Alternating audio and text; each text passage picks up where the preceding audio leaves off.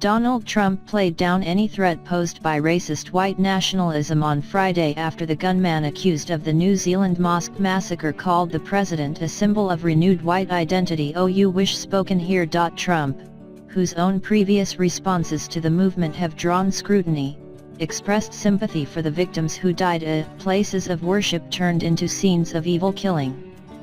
But he declined to join expressions of mounting concern about white nationalism, saying "I don't really" when asked whether he thought it was a rising threat around the world. "I think it's a small group of people that have very, very serious problems, I guess," Trump said.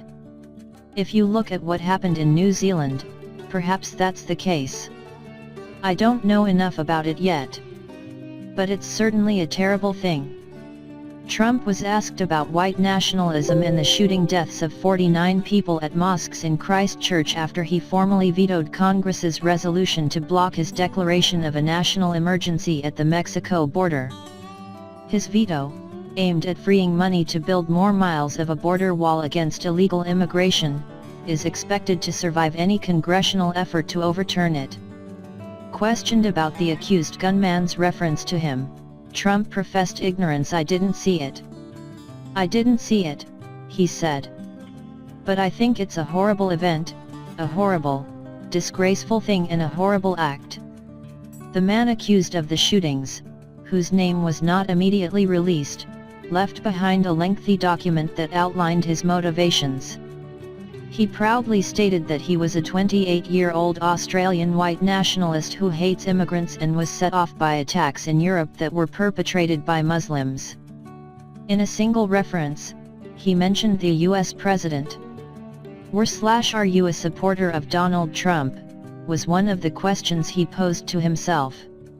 His answer, "As a symbol of renewed white identity and common purpose? Sure. As a policy-maker and leader? Dear God, no." The White House immediately denounced the connection. But the mention from the suspect, who embraced Nazi imagery and voiced support for fascism, nonetheless cast an uncomfortable light on the way that the president has been embraced by some on the far right.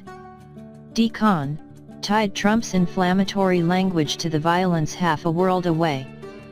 "Words have consequences, like saying we have an invasion on our border and talking about people as though they were different in some fatal way," Blumenthal said on CNN.